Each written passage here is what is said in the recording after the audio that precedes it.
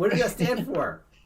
Wi-Fi that's fast. Oh, okay, yeah, that's what we're talking about today because That's today is super. iPhone day. iPhone 16 Pro is coming, and it has Wi-Fi 7. Yeah, So we should be testing that thing today to get some fast speeds.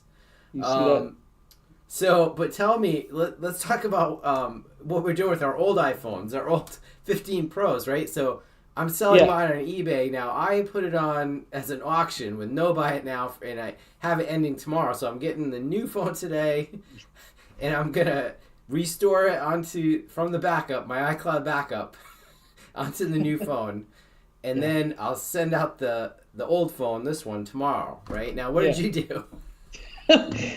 Okay, I complicated things and I put a buy it now in there, Yeah. and it's an auction, but you have the buy it now, so I Yeah. set it for like 745 or something like that. It was recommended by eBay. Yeah.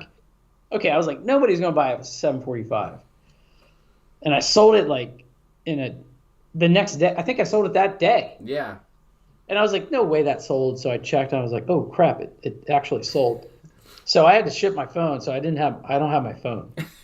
So I already shipped my phone to the person, and I get my phone today. Oh man. So how's So it feel without a phone for like a few days? it's good and bad, right? Mhm. It's good that like I'm not constantly like scrolling on my phone, like looking at that. So Yeah. I am saving a lot of time there, but I drive the Tesla, right? So now I got to use my wallet to get into the car, to Ah. lock the car. Uh, there's no texting. Like, I know. What a I'm not hassle. getting any text messages. I typically check my email on my phone, Yeah. so I can't check email. So, and like, I use Apple Pay a lot. Yeah. So I have to use, like, It'll still go work. up and try to pay. Yeah, but it won't work without your phone. It does. It does. Oh, so I haven't Yeah. tried that. Yeah, it I definitely never works. set it up. Actually, I never set it up on my watch. Yeah, you got to add the cards to the watch from the app, but yeah, it works without the phone. I use it for that a lot. Yeah. Um, So it's a struggle. So like a lot of times you use your phone on downtime or when you're Like I have a lot of practices I go to for my yeah. daughter. So like I'll use my phone there, but because I have the Tesla, I can just watch. Use the Luckily browser. I have streaming on mine, so I can watch like YouTube or whatever. Yeah. But I tried to log into my Gmail through the car. That's why I was like, oh, I can't remember my password to check my Yeah. email. So Yeah. it's all on my phone, like all my notes and all that stuff is on Oh, the phone. So that was kind of a pain. oh man, I can imagine. But what you got to do though is make sure your phone's backing up to iCloud so that because Yeah. you were trying to do a backup and somehow something happened to the phone, right? And you lost everything. I lost everything. So I think my photos is on Google Oh, Drive. you Google Photos. Yeah. Yeah. So Yeah, that's what I do. yeah, so that's there. So I kind of figured that out, but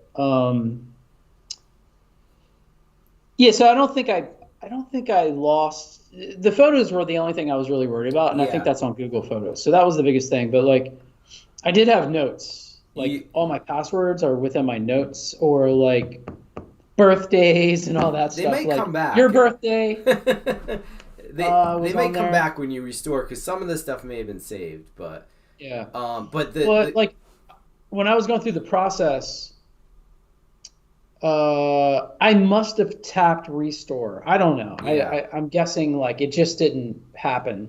I had to do something, so Oh, I'm blaming it on myself. blame it on Apple. Yeah, yeah, yeah, Um, yeah. but so when you're backing up to iCloud, the thing is turn off photos, turn off email because those are the two things that use up a bunch of space. And Yeah. if you turn those off, you can just use the free 5 gig iCloud. And I back my phone up to it and an iPad it's way under 5 gig because I have those turned off. Yeah, so that was kind of the mistake I made. Like, I tried to do the backup to iCloud, and it was asking me to buy more or Yeah. like buy the monthly subscription. Yeah. I was like, there's I don't no, I'm want not that, doing yeah. that. I'm not doing that. And then I finally did it because I was like in a rush to back it up. So I got to cancel that.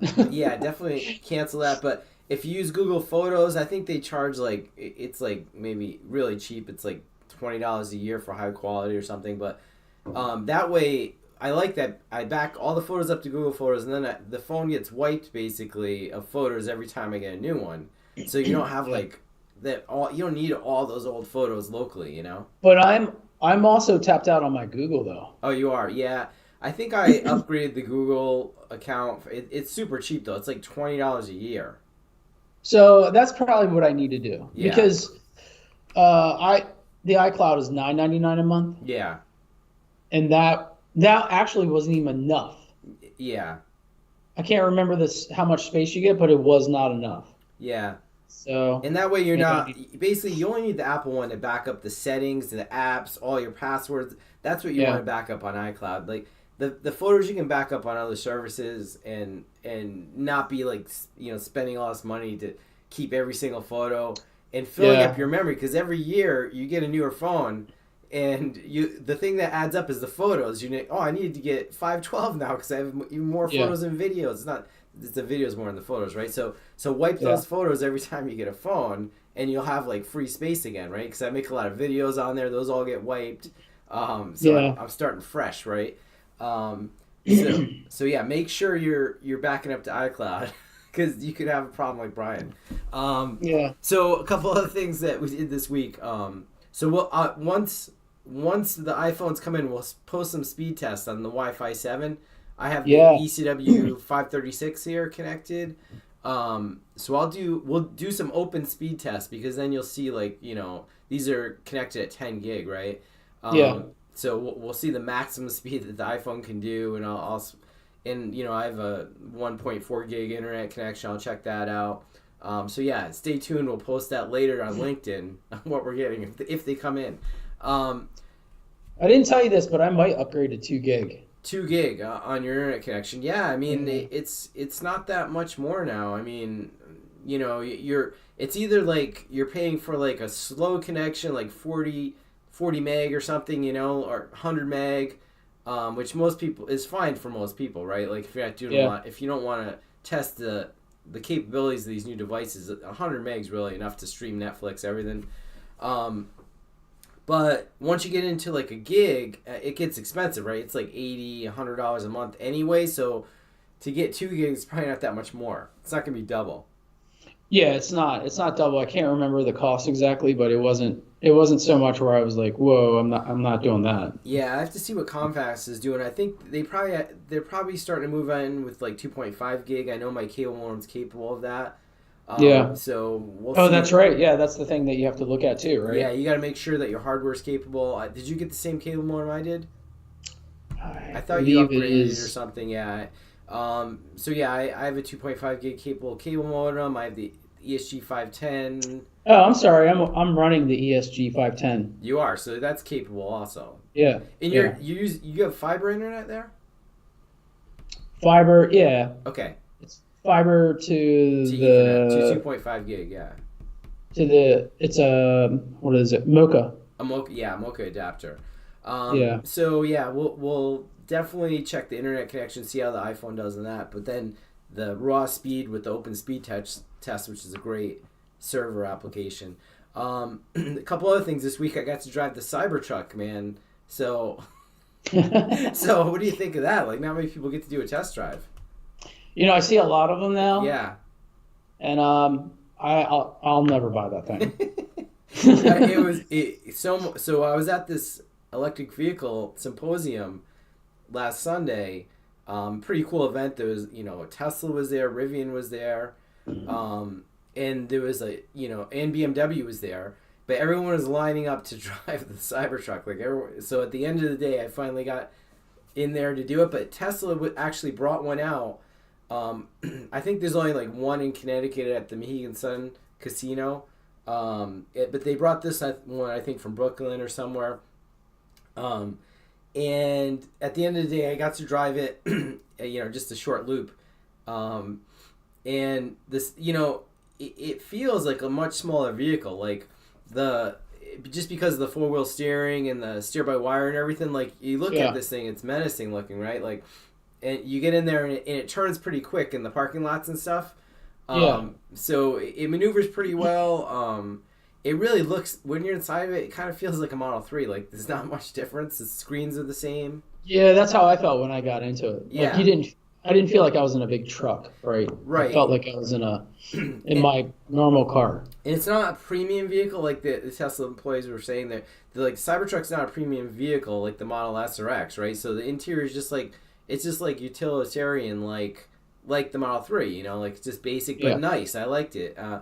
Um, a little bit The bigger screen, inside. the windshield's huge though. Windshield's huge. I didn't really You didn't really notice too much about that. Like, I think if you were driving in a parking garage or a really tight space or something, and maybe you have to get used to where the front corners are. Yeah. I would not drive that in like a parking garage. That'd be crazy. Like, it's so big. Yeah. And I don't know. Now, did you drive it lifted and lowered or? They only had it in one setting. I think so that some of the controls, they're not as advanced as the Rivian at this point for the suspension. Like, I think it's only automatic. I think if you put it in like its on-road mode, I think it just automatically adjusts. If you put it into the off-road mode, it goes up, I think, right? So with the Rivian, you can like adjust the suspension any height basically that you Oh, want. Um, the Plaid is set up where you can adjust like you the can. suspension. Okay, Yeah, okay. like they had like an advanced mode that you could tap Yeah, into. you might be able to do that. We didn't mess around too much. Like, I Mm. just drove it. But the thing about the steering, the yoke, it's not really a yoke. It's kind of a square steering wheel like the Corvette has. Um, but it's like a video game controller because it's not connected to the wheels, right? So, Yeah, and there's not a lot of feedback. It has a motor for force feedback, like those video game steering wheels. yeah, yeah. But it's really loose, so you can just take the wheel, and like this, and the wheels are turning like. So I think they need to tighten up, make it firmer. There didn't seem to be. There were no settings either. I asked them if you could make the wheel firmer, Yeah. and there wasn't. So you could just take the wheel, and go like this, and the thing's like, you know, Huh. moving quite a bit. And one guy, I was riding along for a couple test drives, and one guy was like, he was like really overreacting. The thing was like almost going over curbs. Oh, Like, he was jeez. like turning it like really fast, and it was like jerking around. So yeah, I mean, it is, once you get used to it, it's pretty smooth. I think it's gonna be a lot like a Model 3, much bigger though. And then I also got to drive the second generation Rivian SUV, the R1S. Yeah. They were there, so I did a test drive on that, and that was a dual motor, so it's not as fast as the quad motor that Brandi has. So it was still pretty smooth, nice. They made a few refinements, but they're really similar to the Generation 2 R1T and R1S to Generation 1. It's just like they're just streamlining the manufacturing process, but it was cool they were there. And Rivian Did you also, like that one over the Cybertruck? I kind of do. Like the Rivian, I don't know. For me, I like the Tesla tech. I like the Rivian truck. Like, if it, I like the R1T Rivian truck. You like the styling of the truck, probably. Yeah, I like the truck better. I'm not a big SUV guy, so the Rivian SUV is just like, it's nice. It's got all the stuff, but it's just another SUV. It's super fast. Yeah. Got the same interior, but like you can buy a million SUVs, right? There's not that many electric trucks out there. Yeah, Um, yeah, but Rivian did send out the supercharger adapter, so now you can use the Tesla superchargers with Rivian, Ford, and GM starting this week. And I had been using a third-party adapter, yeah. Electron adapter that I purchased. And they sent me one to review too, but Rivian just sent out the free Tesla adapter, the official one. So me and Brandi went out to the supercharger, and I had her try to charge it just to see, like, by herself, like, that she could do it, right? So Yeah. it was interesting. I'll post that video in the link. She figured it out, but it takes a couple times, a little bit practice to use, just because, like, where you got to position the Rivian charge ports on the wrong spot. It's in the front left, and the Tesla charge ports on the back right. Yeah. And to not block a spot, you have to position yourself to the right of the supercharger in like a regular spot, non-supercharged spot to be able to to plug the far in. right. Far right, yeah, and somebody was you can there. Get the cable, you can get the cable around to the charging area. To go right in and the those cables are super short, right? They're super short because, like, they're carrying a lot of amperage there, so they want to keep them short, so there's no loss, right? And they're liquid cooled, so they want to keep them cool. And you normally just back the supercharger the Tesla right up to the supercharger, and the port is right on the back taillight, so you plug it right in, right? It's even short for them. I sometimes have to reposition the car. Yeah, you got to get good at it. Like when you're doing a road trip, you start to figure out exactly where you have to be, but just doing it once in a while, you have to, like, especially. And now the Rivian's even tougher because you really, if you can't get to the right of the rightmost spot, then you have to kind of block a spot and pull up in between parking spots to be able to plug right in. Yeah. And that's usually okay because they're not usually fully loaded. The ones that they're allowing you to use are more lightly used superchargers. But if you're like one in California in your apartment somewhere, it's probably full all the time, right? Yeah. And they don't. It's not too bad here. I mean, there's so many of them around here. It's when I go, there's at least 4 or 5 spots that are open. Yeah. So it's not a big deal. That big of a deal. It's not a big deal. I mean, as long as there's some etiquette involved, when you need to charge. But yeah, so I'll post that video, and watch our LinkedIn today because we'll post some speed tests with the Ingenious EWS 536 on the iPhone 17, so you can get faster. Yep. All right. Remember to like and subscribe, ask some questions in the comments. We still have some ECW 536s and 526s if you want to test out your new iPhone. And 10 gigabit switches. And 10 gigabit switches are coming.